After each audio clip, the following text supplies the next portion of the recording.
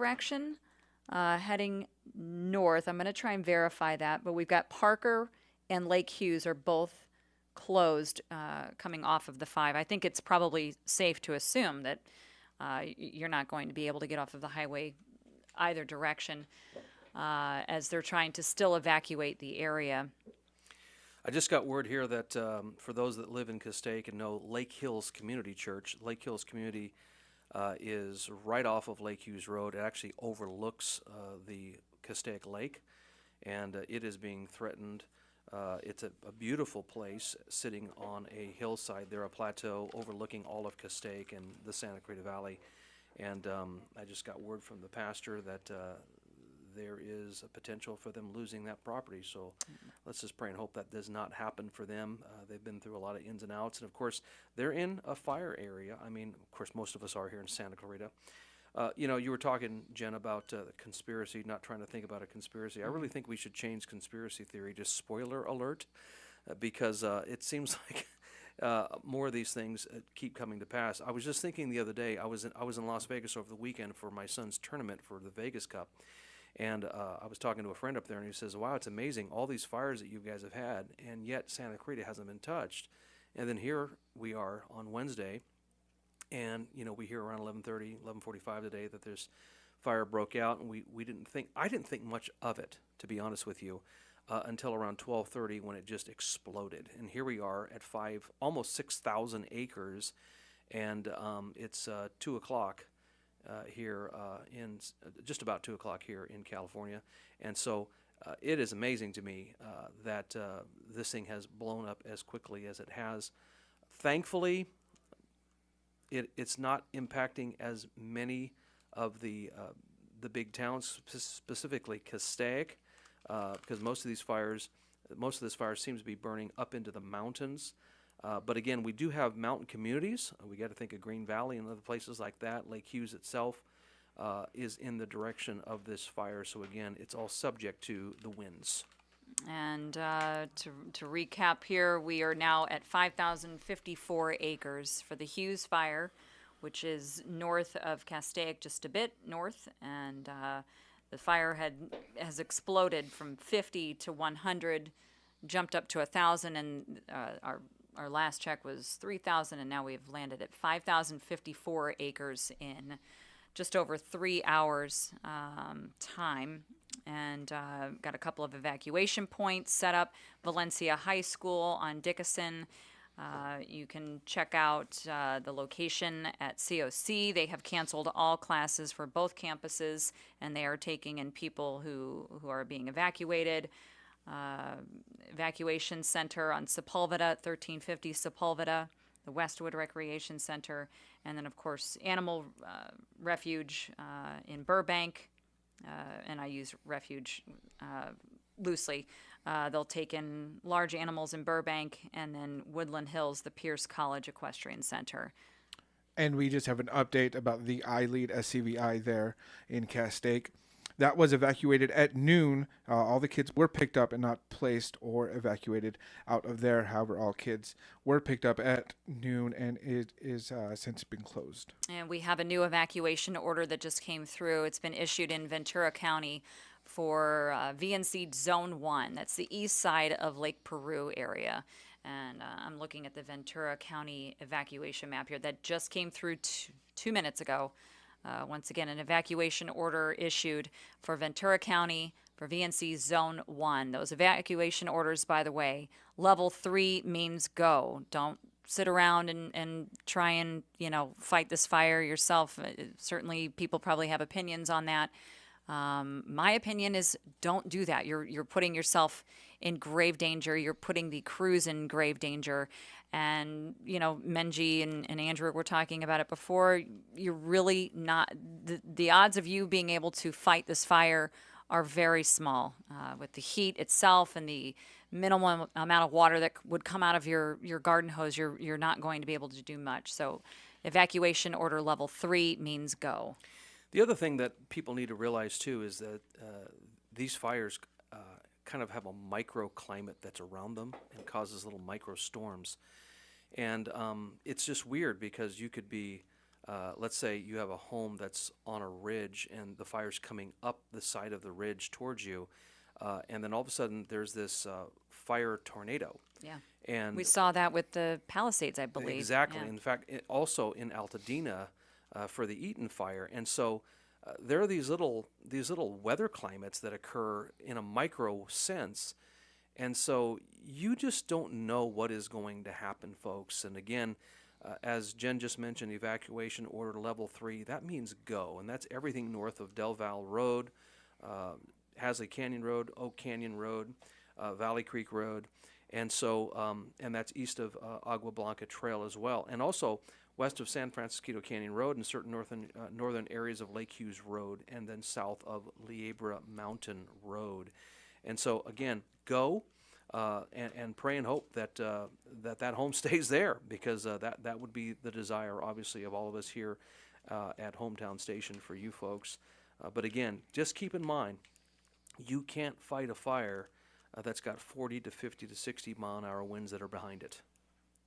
Yes, and Gavin Newsom just tweeted on X, state resources have deployed to the Hughes fire in Los Angeles National Forest to assist with federal response, and they will continue to monitor the situation and send resources as they see able to. I don't know about you guys. I feel a lot safer that now that Gavin Newsom has said that. He's chimed in. Yeah, he's chimed in. Yeah, I feel Okay. much safer. Yeah. So, update on the Hughes fire, it has grown to 5,000, just over 5,000 acres in size with 0% containment.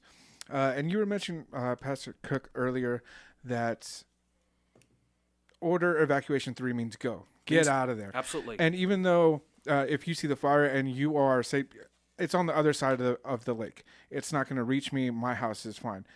Evacuation order 3 means go, just so you can get out of the area safely. If everybody leaves at the same time, you're going to bog down the roadways, and you're not going to allow for emergency responders to get through as needed. So that's why they have it out early.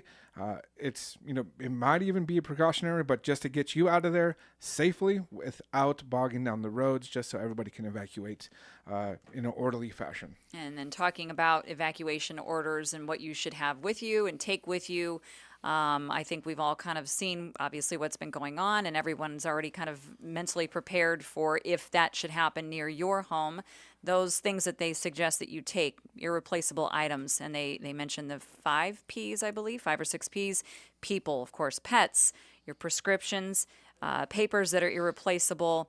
We're talking about photos that you can't replace, priceless items, personal goods, that kind of thing. So have your go bag ready to go and exit the building that you're in. Keep in mind also, real quickly here before we come to the top of the hour, that air quality stinks in this area. And I know that Barbara Ferrer was out this morning talking with the supervisors about the air quality out at the Palisades. Obviously, we have a fresh fire here, and one of the reasons why this evacuation was done so quickly and why it was issued so quickly is because of air quality and all of the smoke that is on the west side of the 5 freeway. And so I would encourage you folks, even if there's no fire over there, you are still inundated by smoke.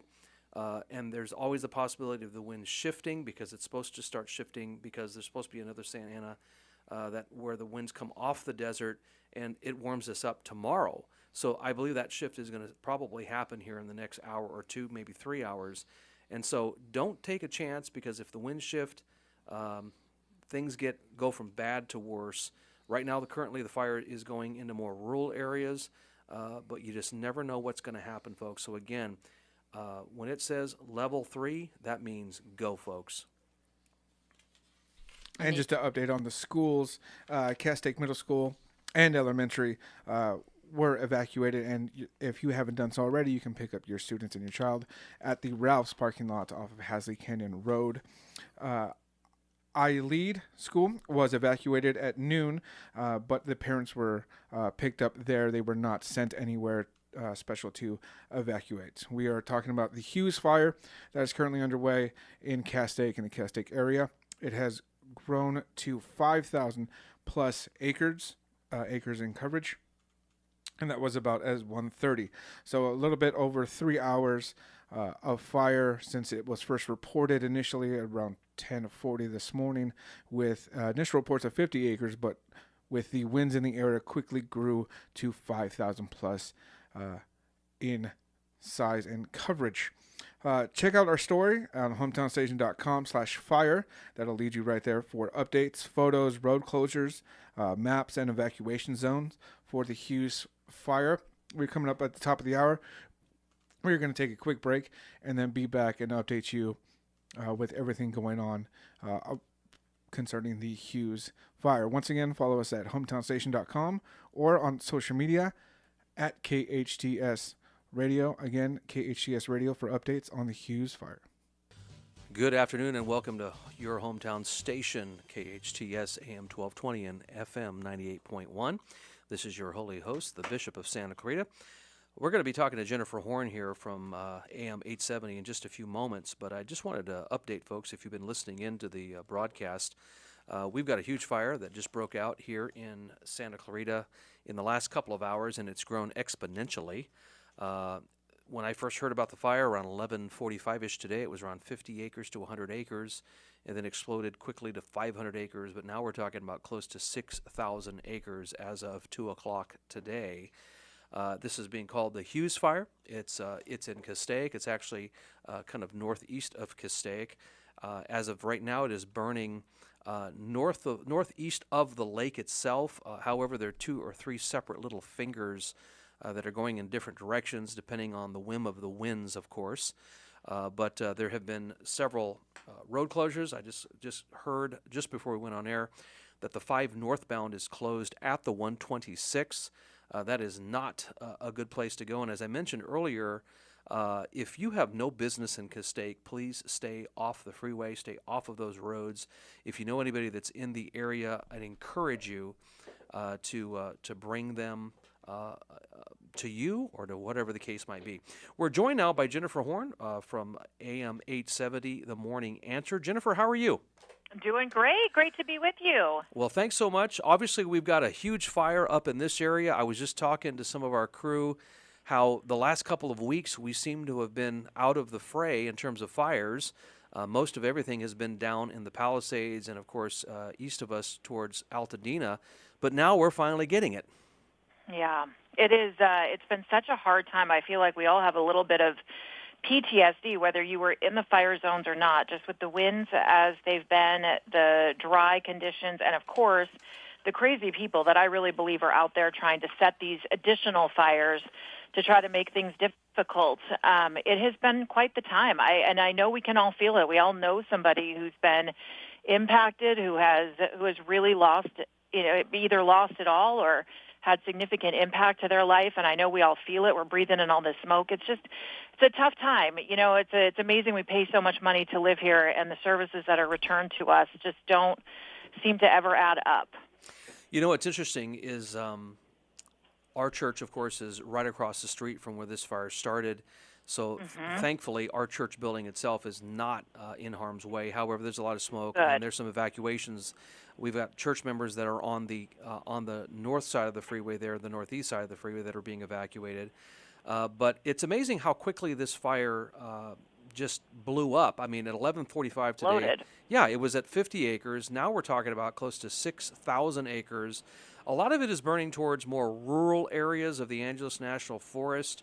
Governor Newsom just tweeted out, so obviously we all feel much safer right now.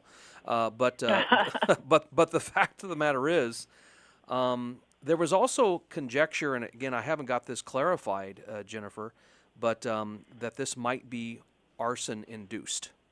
Yeah, that's what I think we have to worry about. How many of these fires, and some of the ones that they were able to stop, were arson-induced. Again, we don't know if that's the case here. But it is a strange thing to see something like this just blow up and explode. I mean, truly, after I got off the air today on my program and started driving around Los Angeles, you could see the smoke. 11 o'clock in the morning, it was 50 acres, and now we're at 5,000. It's just, this thing is huge.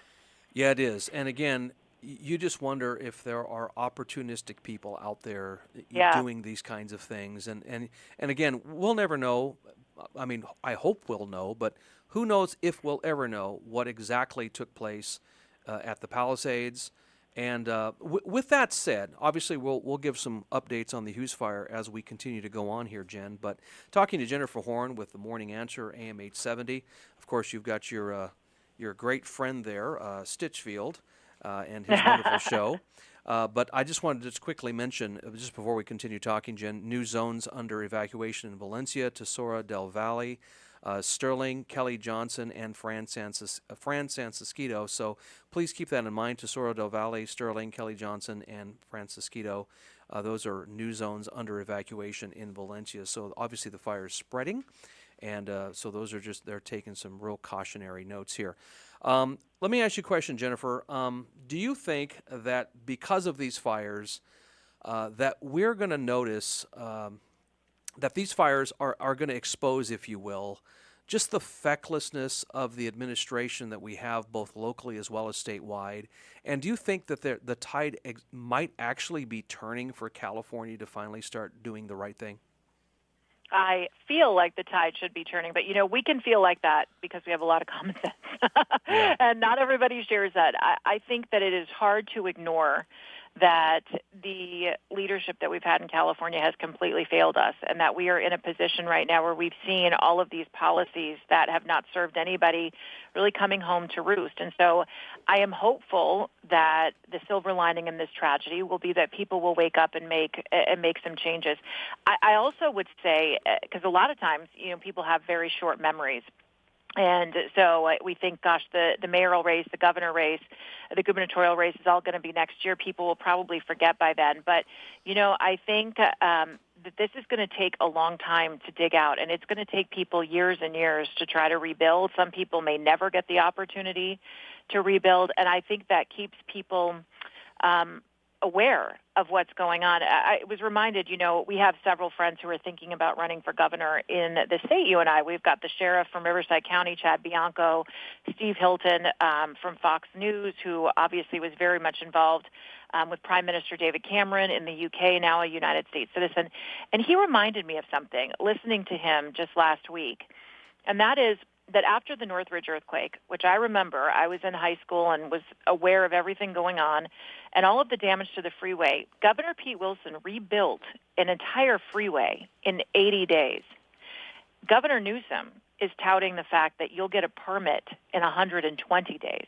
It is going to be a challenge to get things rebuilt, even under this expedited permitting process of Gavin Newsom. And I think that when you have people who are out of their homes and who are suffering, and we're going to have a real estate crisis probably because of all this, I think people are going to be awake. And I do think there's an opportunity now for some sensible changes. I hope.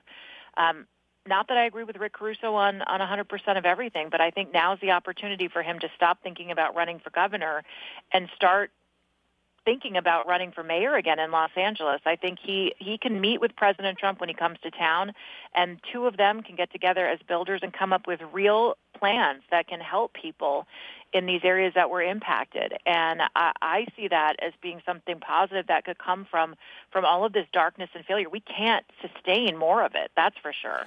One of the things I get concerned about as conservatives, Jen, is that sometimes we try to take too big a bite out of the pie. And what I mean by that is we have a chance to perhaps recall the sitting mayor of Los Angeles, Mayor Bass, but then there's the broader idea of recalling Gavin Newsom. The fact of the matter is he's only got a year and a half left. He's term limited out. Right. In reality, things are going to start ramping up here with the election coming up here for governor. But I really think that we really need to focus on Mayor Bass and the local leadership and not worry too much about Gavin Newsom. What say you about that? Should we be taking a smaller bite out of this pie, which in actuality would be a big bite if we had good, competent leadership in the city of Los Angeles? Yeah, I've had a lot of people calling our show talking about recalls, whether they're a recall of Newsom or recall of Bass. I'd be more apt, I think, to support a recall of Karen Bass. But since both of them are so late in their term, it takes a lot of money and a lot of energy to initiate a recall that you can't really be sure is going to go anywhere. And with Newsom, he's done. His time in California is over. I don't think a recall would even really hurt him more than he's already hurt himself on the national level. So he's already survived one. I don't know that that's necessarily the right path, or that it makes sense for us to even waste our limited resources. We only have so many volunteers, so much money, and so much time. With Karen Bass, I'd be more apt, I think, to look into that, because we know she wants to run for mayor again, and a recall could be enough to at least damage her reputation further, although she's already damaged it herself. But I say at this late date, we need to get a good candidate, probably not two or three. We need one great candidate that can represent the sane-minded in California, that can be put up, and that we put all of our energy into advancing. And come together as a party. We can win. We've seen that already with things like Proposition 36. We can bring Democrats and independents in with us when we come up with sensible candidates. And sometimes people shy away from that recall term. I would support a recall of Karen Bass if it comes out. I would say my first choice is to get a great candidate in the race right now that we can support, and really try to create an alternative, so that you can look and see Karen Bass's failures, and then you can see something different. And I think that would be really important for Los Angeles, but just kind of torn just because of how late it is already in the cycle. And that's, again, I'd support it. I just don't know if it's the best move. I don't know if you noticed this morning, I think you might have, but they dusted off Barbara Ferrer and brought her in front of the cameras. I believe we played Roll Out the Barrels, actually, when we saw her come out in front of cameras at that press conference. And I think I even heard you say, I don't know if it was you or Grant who said, we could probably listen to concerning health updates from RFK Jr., who looks healthy. But yes. But Barbara Ferrer, as you, me that said that. yeah, and I think you said that she's the crypt keeper, and that is true. We've always believed that here as well, because even when she was giving the COVID updates back in 2020 and through 2022, she just looked very gaunt. Dusty. And like she needs, dusty, and like she needs a little bit of vitamin D, right? We need to suck in some vitamin D. Yeah, and we get plenty of it in California, more so than we want. But it is interesting how they dusted her off, and she actually had to, I don't know if this was reluctant or not, she actually had to concede that those pesky masks that we wore during the COVID years don't work at all. I think I mentioned PTSD when we started talking about these fires, and everybody's kind of on high alert when the wind blows. I'm on high alert when I see Barbara Ferrer come in front of any podium, because I know what she did to people of faith. I know what she did to people who chose not to get the vaccine. I know what she promised us when she told us we had to wear those masks and the social distancing. I mean, I get a shudder when I see her come out. And, yeah, I had to make a comment because she does look a little dusty, and it looks like she could use some vitamin D. And I don't do that lightly, because I'm not into making fun of people's appearances. Really not. But holy smokes, if you're going to be the director of public health, let's go for the brand. And just hearing her today say that it is not enough to wear a cloth mask to keep yourself safe from the fires makes you wonder how they sold cloth masks to us for really 3 years in the city and the county of Los Angeles, and said that we had to wear those masks, and now they're basically saying they don't work. They're not protective. It's insulting. Everything about that COVID pandemic has become pretty insulting as more information has come out. I mean, we knew it. We talked about it then. I know for many people they're kind of awake to that now, but it's just you just have to pray for grace, because I'll tell you what, it can make you very angry when you hear people that we're supposed to trust come out and change their tune in a public manner based on the emergency that they're trying to sell you. Yeah. In just a second here, Jen Horn, we're going to give a quick update on the Hughes fire. In fact, our board op, Jen herself, is going to give the update. It's a great name. Absolutely. But Jen, our board op, is going to give a quick update. Would you do that? Yeah, you got it. So we're currently sitting at about 5,000 acres, 5,054 acres to be exact, and this has blown up tremendously in a very short amount of time. The fire started at about 10:40 this morning. So in less than, I'll call it 2.5 hours, it went from 50 acres, jumped up to 500, 3,000, and then now, like I said, we're at 5,054. We've got a new evacuation warning that has gone out for Ventura County. The VNC Zone 2. We had Zone 1, Ventura County, about 30 minutes ago. Now it's affecting Zone 2. It's heading east towards Camulos and the LA County border, north of Highway 126 onto Lake Peru. So also keep in mind, the Highway 5 freeway heading north is closed at 126. They are actually, breaking news right behind you, Pastor Cook, all lanes of the 5 freeway are closed at the Grapevine Road. So do your best to please just avoid that area at all costs. If you have a child, if you have someone, a loved one that you need to get to, obviously check in with their school, check in with them over the phone if you can, and see what your evacuation plan is. But they have evacuated several schools in the area. COC has canceled classes. Their East Gym is open for evacuations. We also have an evacuation center set up at Valencia High School, which is on Dickinson and Newhall Ranch Road. And we'll do our best to keep you updated. But as of right now, that's where we stand, a little over 5,000 acres. The latest spread is Ventura County Zone 1 and 2. Thank you, Jen. We're talking to Jennifer Horn with AM 870, The Morning Answer, and we're on fire watch up here. And Jen, it seems like the last 2 weeks the news cycle has been nothing but fires. Yeah, absolutely. And I think it's going to be that way as we continue to try to dig out. Now we're hearing that there could be some rain in the forecast, which would help, obviously, this fire. But then you've got people in the eat and burn areas, Palisades, who are then going to be worried about mudslides. I mean, this is just... talk about some of the side benefits to things you pray for. We pray for the rain, and we get the rain, then we have to worry about the mudslides. So this is going to be a long time coming. I think that the story of these fires, it's not going to go away anytime soon, and we haven't even begun to even start the digging out process where people are actually even being allowed back in to try to recover as much as they can. This story is not going away anytime soon. This is something that is very impactful. It makes you wonder, and I mentioned it on the morning show this morning, that being so grossly unprepared to create the conditions in which we have these 2 major disaster areas in Los Angeles County, we're supposed to be ready for the big earthquake. We're supposed to be ready and prepared when the big one hits. Do you feel confident about that, Pastor? Because I don't. I don't feel like we're ready for that at all. If we can't even handle the fires, this is a big wake-up call. We've got to have our leaders take note and make sure that we are ready to go. And really, truly, it's up to us, too, to make sure we have a plan to keep ourselves safe, because in many cases we can't rely on the government. We've seen that now. You know, it's amazing. Just a week and a half ago, I believe it was, I shouldn't say celebrated, but at least observed the anniversary of the Northridge earthquake. And you just mentioned that under Governor Pete Wilson, things were done exponentially, whereas today there's so much red tape that things just can't get done.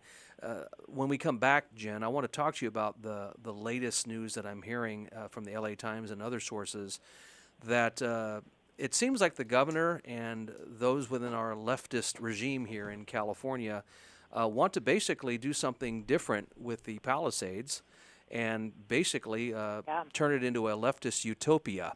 So when we come back, we'll talk to Jennifer Horn continue talking with Jennifer Horn with the Morning Answer, AM 870.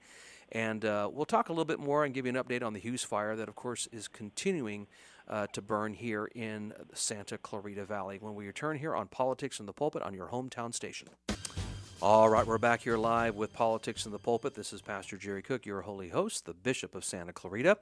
And we have, of course, Jennifer Horn with the Morning Answer. We're going to get right back to Jennifer Horn in just a second, but we need a quick update on the Hughes fire. So, Jen, our board op, would you tell us what's going on, and especially some of the new evacuation orders? Yeah, we've got a couple of new things popping up, Jerry Cook, Pastor Cook. We've got evacuation orders. This has been long-standing. Castaic Lake, Ridge Route, Paradise Ranch, North Lake Elementary, Sloan Canyon Road, and Green Hill Drive, Hillcrest Parkway, Romeo Canyon Drive, Halsey Canyon, Cambridge, Charlie Canyon area, and then the new ones that have just recently been added to the evacuation orders for evacuation order level 3, which means go, Tesoro, Del Val, San Francisco, Sterling, Kelly Johnson, and Reyes Adobe. So we're also talking about just doing your best to stay out of the way. These guys are obviously doing their best work, and it would be very helpful if they had fewer people to escort out of the area. So if you are in an evacuation area, please do as you're asked and evacuate your space. And then as you're driving around the area, keep in mind, if you can, obviously we're seeing a residual because the highway is closed, completely shut down, north and south at the 126, and so you are not able to access any routes that way. Therefore, Valencia and McBean are kind of backed up, to say the least. Magic Mountain and McBean, Copper Hill and McBean, and New Hall Ranch and McBean. So those kind of 4 different intersections are frankly a mess right now. So do your part to stay out of the evacuation area, and do your best to avoid the area if at all cost. You can obviously go to our website, hometownstation.com. We've got constant updates there on road closures and evacuation centers if need be. And then we'll do our part also to keep you updated on this end. Thank you for that, Jen. We'll give you some more updates as well as news that breaks. Jennifer Horn with the Morning Answer, thank you so much for sticking with us here at the bottom of the hour. I got a text here from a friend who asked me to ask you this question. Does Jen miss her Thursday updates with Mike Garcia? Yes. Is that Mike Garcia writing? Tell him yes, I do. Absolutely. It was one of Mike is still one of our favorite guests, and we still are keeping in touch. I'm hopeful that we'll be able to get him back on again. I think he's got big things ahead of him, and I know if anybody listens to my show, I was pretty devastated about his loss. I really felt like he was one of the great ones. So you never know what comes down the road, and absolutely. Well, maybe you could miss do those Thursday updates. Well, maybe you could have like a Wednesday with Whitesides. Never. It's not happening. So we're doing our best to reach out to George Whitesides. Obviously, he reached out to us here at the station as well as to me personally. And so we've been trying to work something out, but for some reason it never seems to pan out. I don't know what's going on, but we'll see what happens. But anyway, I'm sure that individual who texted that feels wonderful that you said that. So let's talk a little bit about Donald Trump visiting California. We know that Governor Newsom has encouraged him to come out. I really don't even know if Governor Newsom really wants Trump to come out. But we know that he's going to go to North Carolina and visit the hurricane victims out there and then come out to California. What do you think President Trump is going to say in the face of Governor Newsom with all these fires and the Delta smelt and all of the weird stuff that is happening in California? Oh, my gosh. There's so many things he could say. But I think he's going to be a class act. I think that he will shake hands. I think both of them will shake hands and smile at one another. But I would not expect President Trump to leave out anything about the failures of California. I think when he speaks to reporters, he will talk about our water problem. He will talk about our management problem. And I think there's a lot of room for President Trump's leadership to be implemented here in California. A lot of folks have been asking about whether or not there should be conditions on federal aid given to California, and I don't believe that there should be. I know that in our heart, sometimes conservatives go, yeah, we should, stick it to the bad guys, but I don't think that's constitutional. And truly, I don't want a president, no matter who he is, picking and choosing winners and losers. And unfortunately, that's what we saw with Biden's leadership and the way that North Carolina got forgotten. I was not happy with that. I don't think a Republican president should forget a blue state like California. So I don't necessarily think that there needs to be conditions, but I do think that there should be maybe some stipulations about where the money goes, because you have a lot of federal money that's going to come into this state. And sadly, I think many of us have lost trust in our elected officials as to how they use that money. And the proof for that would be our homeless crisis. We've got so much money that goes into this problem. And what happens? We end up lining people's pockets. We end up creating an industrial complex for people to solve homelessness when really, I know people don't like to hear this, but the hard choice is you just enforce camping laws. You tell people they can't sleep on the street. If they don't comply, it's either jail or it's rehab. And I know that there are a lot of people who think that might sound too harsh, but this is to help people who are suffering, who are not in their right mind to make decisions for themselves. So I think in many respects, I'm hopeful that the conditions of where the money can be spent will come from the federal government. But I do think we'll probably need that aid, obviously. I would also love for President Trump to talk about our water issue. One of the things that has come up in all of this, Pastor Cook, is the fact that the voters of California passed a ballot initiative years ago, 20 years ago, wanting to create storage containers, create reservoirs underneath the ground like they do in Arizona to collect water when it comes from the sky, when it rains. Where has that money gone? The money was allocated. This was voted on by the people, and it's gone. I mean, maybe that requires an investigation at the federal level to see who made off with the money that the taxpayers trusted our electeds to use in the way we voted, and that didn't happen. So I think there are going to be some tough words. I do think there'll be smiles and handshakes. I think Trump will vow to help rebuild. He's going to be shocked when he sees the devastation. I think we all are. And certainly he has a place here himself in California. I don't believe that he looks at it like some conservatives do, that like we're a lost cause. I think he supports those of us who want to stay here and fight. And I think he knows out of any state in the country that this is where he has the most Republican voters.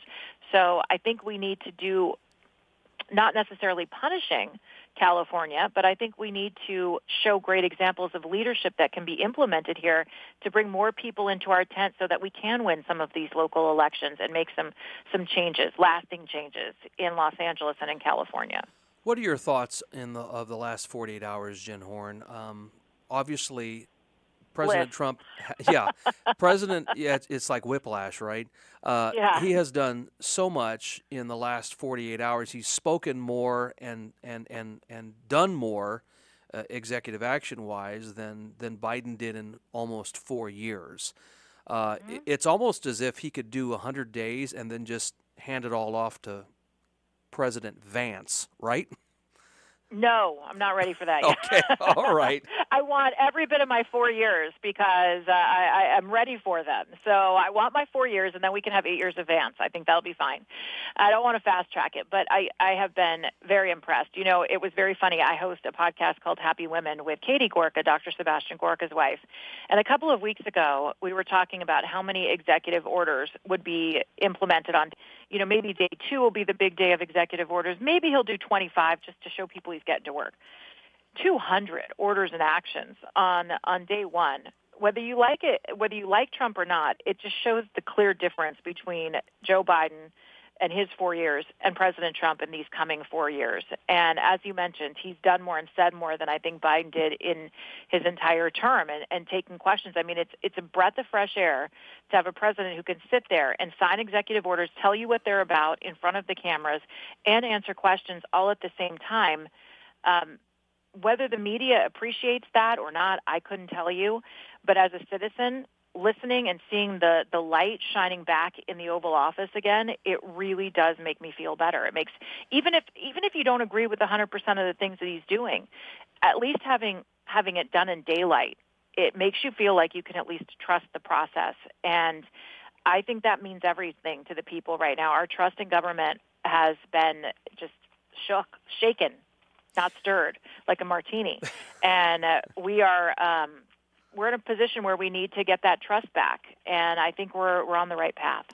I was just reading an article where Ben Shapiro was quoted as just being ecstatic because Trump ends a 1965 executive order from Lyndon Baines Johnson that basically gave us affirmative action in the United States government. So what Trump is doing here, he's not just, trimming the hedges. He's actually picking a lot of this stuff up by the roots. Yeah, and shaking it. And that's what we needed. And that's why it's really important. And you mentioned Vance, and I think Vance is going to have his time. I really do. I think the country is learning more about him and his wife, and I think they're going to like what they see with him. But the importance of Trump only going in for 4 years is that he doesn't have to worry about re-election. He can go in there and he can get to work and he can go quickly. No one else moves as fast as President Trump. Nobody. And this swamp is big and it is deep, and the problems with our country are large, and you need someone who can go in there and is not afraid to shake it up. And the fact that we're going to get back to merit-based hiring and all of this nonsense, I mean, just to go back to our fires for a second, when you find out that they've cut the fire budget, and so they've decided to stop testing fire hydrants, and they've stopped testing or training for major disasters, yet they still are spending money running a DEI department, that's where it tells you that our priorities are mixed and really out of whack. And so I think having President Trump come in and say, look, we can run a country with all kinds of diversity, but everybody is going to feel better if they know they are where they are because they deserve it and because it was a merit-based decision. That is good for every single one of us. Talking to Jennifer Horn with the Morning Answer AM 870, the last thing I wanted to bring to your attention, and I believe you and Grant also talked about this morning, I spied on your show the last hour or so this morning. You can always spy. We allow it. But one of the things I thought was interesting on Monday was obviously there were so many great positives about the inaugural address and, of course, the prayer time that they had with Cardinal Dolan as well as Franklin Graham. But then there was this out-of-place and out-of-touch bishop, and, of course, bishop is in air quotes here, Marion Budd, who is an an Episcopal bishop. And she kind of, instead of prayed, she kind of lectured President Trump about the LGBT movement and immigrants in our country. What were your thoughts about Bishop Marion Budd and how misplaced? And I'm wondering who in the world okayed her to be there. That was the big question. I mean, if you knew that was going to be where the road she would go down, who set that up? And were they trying to set it up to embarrass Trump or Vance? The great thing is you can't embarrass them because they sat there and made some faces, and at the end, President Trump commented on it. He was still classy, but he said, I think we can do better than that. I agree with him. I think if she had felt strongly about something and wanted to talk to President Trump and knowing that he was going to be in church with her, I think that she could have asked for a few minutes with him, and I think she probably would have been granted that if she really felt strongly about saying that. My first thought, it turns out it was true. Yeah. By the way, let me tee this up. I'm going to start calling you Prophetess Jennifer Horn because you prophesied something and then it came to pass. Go ahead. I've teed it up. Seconds. I said, this woman is obviously going to be on The View. How fast is she going to be on The View? And sure enough, our great producer, Daniel West, looks it up and says, Jen, she's on The View right now. So apparently, I mean, you just know it. These people sometimes, and this is unfortunate, especially in her position, it'd be a little different with someone who's just a normal talking head, but she's supposed to be a talking head for God. And so when you have someone taking their chance to make a statement, maybe for their own personal gain. I don't know. I mean, I didn't think it was appropriate, but I am a believer in free speech, and she took her opportunity. I don't think that it had the desired effect, though. I think many people felt like we do, Pastor Cook, that was inappropriate. She could have done it in a different form and a different setting, but you know, if the end goal was getting yourself on The View, well, then congratulations. I guess that's what she did. Well, obviously, the Episcopalian Church does not believe in separation of church and state because she destroyed it right there and then. Jennifer Horn with the Morning Answer, thank you so much for joining us today. And, of course, we'll do our best to keep safe up here in the Santa Clarita Valley and looking forward to having you back on the show in the future. I'd love to do it. And, yes, be safe out there. Listen to those evacuation orders. And thank you all for having me today. Thanks, Pastor Cook. All right. God bless you, dear. You take care. You too. All right, here we are on Politics in the Pulpit. I want to give a quick update here. In fact, I'll just go ahead and hand it over to Jen on the board, and she'll give you an update on what's going on with the Hughes fire, which, of course, continues to grow. And we are at evacuation order level 3, which means go immediately.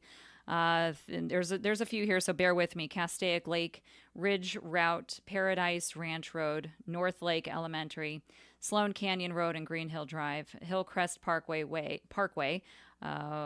Canyon Drive, Halsey Canyon, Cane Bridge area, Charlie Canyon area, Tesoro Deval, San Francisco, Sterling, Kelly Johnson, and Reyes Adobe.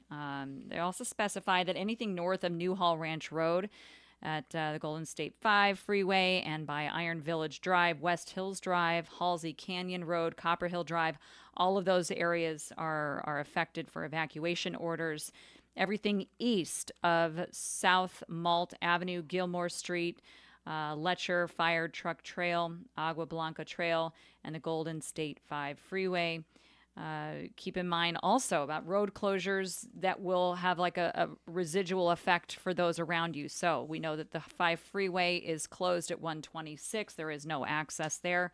So that now has affected the old road. It's affected McBean all the way down, up and down between Valencia, Magic Mountain, Copper Hill, Newhall Ranch. All of those areas are being directly affected, again, with residual traffic. So just keep that in mind. If you are in an evacuation area, please do as you're asked by the fire crews.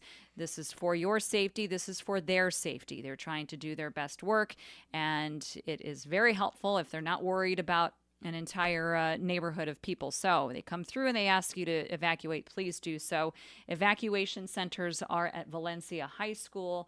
We also have a couple. I need to kind of update this, but a few hours ago we had an evacuation center on Sepulveda, 1350 Sepulveda Westwood Recreation Center. There's also a couple of animal evacuation centers in Burbank on Riverside, Pierce College Equestrian Center in Woodland Hills, and we also have College of the Canyons is opening their East Gym for evacuation. So keep that in mind as you go about this afternoon. You can also go to our website, hometownstation.com, for any other updates, and we'll keep you updated on this end too. Absolutely. The fire is called the Hughes fire. Pardon me, folks. That's called live radio right there. That is not stuffy air either. I'm not breathing in that fire. This thing is over 5,000 acres. There's 0% containment. The fortunate part of this, if there is a fortunate part, is a lot of this fire is burning into the open backcountry, if you will. And so not a lot of structures being concerned about. I'm going to cough again, so Jen, just take over. You know what? We'll throw it into our break. We'll be back in a few. And again, updates on the Hughes fire as they come. All right, we're back here for our final segment of Politics in the Pulpit. This is your holy host, Pastor Jerry Cook. We just got done talking to Jennifer Horn from the Morning Answer, AM 870. Most of you listen to her daily with her sidekick Grat Stitchfield from 6 a.m. to 9 a.m. The big topic today on our show, even though we want to talk about all things politics and all things pulpit related, is the Hughes fire, which now we're finally here in Santa Clarita getting in on the action. And I say that reluctantly, of course, not that we want to get in on the action. But we have been, for the last couple of weeks, essentially unscathed from all these fires that have happened to the west of us here in the Eaton fire in Alta, Dena, and Pasadena. Of course, the fires in Sylmar, as well, of course, as the large one down at the Pacific Palisades. But as of this morning, around 10:30, a small fire then started breaking out just a little north of Lake Hughes on the east end of Lake Castaic. And now we're at well over 5,000 acres with 0% containment. There are plenty of evacuation orders, of which we'll get to in just a second. Much of the fire is burning in rural areas. However, in the path of this fire, there are a lot of small little townships in the mountains. You've got Green Valley, you've got Lake Hughes, you've got Lake Elizabeth, you've got Leona Valley. Then, of course, beyond that, you've got the AV itself, the Antelope Valley. So obviously we don't want the fire to get into that area because that would be very, very, very bad. However, the town of Castaic, which of course is at the mouth and foot of this fire, much of that area has been either evacuated or is under some sort of a standby when it comes to evacuation. And so we do have some new zones that are evacuated in Valencia. Some of you know Tesoro del Valle. They're off of Copper Hill. That is kind of a hillside community that has been evacuated, or at least is under evacuation. The Sterling area, as well as Kelly Johnson Parkway in that particular area, as well as portions of Francis. Man, I have a hard time saying that. It's hard to say, yes. Man, it's why very can't hard I to say that? Francisquito. It's there not it is. mosquito. It's like mosquito. Yeah. San Francisco and mosquito mixed together. Francisquito. There you go. You For did heaven's it. sakes. It's a difficult word, It's yes. amazing. When you're on live radio, you can just make those mistakes and then Yeah, call it out on that's yourself. all right. But- Everybody does it too. but the fact is, now, Jen, you live in Stevenson's Ranch, so you just kind of look at the fire condescendingly from your area. Yeah, I mean, we're kind of right in a sweet spot, for lack of a better phrase. We can see it perfectly from where we are. But you were talking a little while ago about the size of the plume and how big this fire is. Obviously, 5,000 square feet or 5,000 acres is going to take a lot of space and will show itself in the sky, but it's definitely intimidating looking. And then it jumped the highway, so it kind of is surrounding all north here a little bit. Yeah, as I was coming down the 14 freeway and I got that little viewpoint right before you get to Golden Valley, I looked to my north and it looked very, very much like a bomb had dropped. Yeah. I'm not trying to sound dramatic. I'm not one of those dramatic guys. I'm not a fake news dude. But it just definitely looked like, wow, this is like really, really big. And folks, in fact, there are folks that live in Castaic who have lived here for many years who told me that they've been through many fires here in Castaic and Santa Clarita more broadly, and they don't remember a plume quite like this one. And it's not only just the size of the plume widthwise, but just how far it goes up. And of course, the winds are dragging, the upper atmosphere winds are dragging a lot of the smoke over Santa Clarita, Newhall, and then, of course, into Sylmar, and then some of it is also going out towards the Ventura Way. So it is definitely affecting a lot of areas. Any updates in the Ventura area, Jen? Well, a little bit ago we knew that the Ventura area, like Zone 1 and 2, were affected. They were evacuating that, or they were affected, that area. And so that was probably, I'd say, 20 minutes ago. And then just kind of following along here on the television, I'm checking out the weather forecast, if you will. And it looks like the winds are pretty strong, 50 to 60 miles an hour. So, that's concerning when these wind gusts come through. It doesn't feel that bad when you're out and about, 30 to 40 miles an hour. But when that gust comes through, yeah, it just comes in pretty fierce. It's heading northeast at 40 to 50. Certainly, we've been in a red flag warning zone for quite some time. That does not change. But, I think the best bet is just to stay on top of things, stick with us here. You can follow along on hometownstation.com. We have updates there as well. But you have to do your part. When they say evacuate, you need to follow through with that. And that's because Jen said so. That's because I said Jen so. will come get you if you do not evacuate. Now, on a lighter note, we're supposed to get some rain this weekend. I'm not terribly certain about the amounts. That's kind of like up in the air. They're talking about isolated thunderstorms, which of course may be great in an area that's not been burned, but is not great for an area that has been burned. So we know what usually happens here in Southern California. We get these fires. They end up scarring the land, and then we have all this open terrain. And then if water comes down at a torrential level, then we end up getting floods. And so let's just pray and hope that the rains that do come this weekend are more of a gentle rain, if you will. Yeah, sprinkling. That allows the ground to kind of saturate that water, and instead of letting it run off and causing all kinds of issues. And again, depending on what news station, I was watching Doppler 7000 this morning, Channel 7 ABC, and they were relatively positive that we're going to get something here in Southern California. That we're going to come to the conclusion of Politics in the Pulpit. We'll get back, Lord willing, to a regularly scheduled format next Wednesday, but of course we just had to deal in part with what is going on here on the ground in Santa Clarita. But we'll be continuing with the Fire Watch here on your hometown station beyond the 3 o'clock hour. So for any new updates and any new news, please continue to listen to your hometown station live on AM 1220 and 98.1 FM. And you can check in here, and we'll keep those updates coming. We do know, once again, quickly, keep an eye on the Valencia areas. Valencia, they want you to avoid, if at all costs, Valencia, Magic Mountain, Copper Hill, and Newhall Ranch Road, all crossing over with McBean. that whole entire area is slowing down greatly. So please avoid that if at all possible.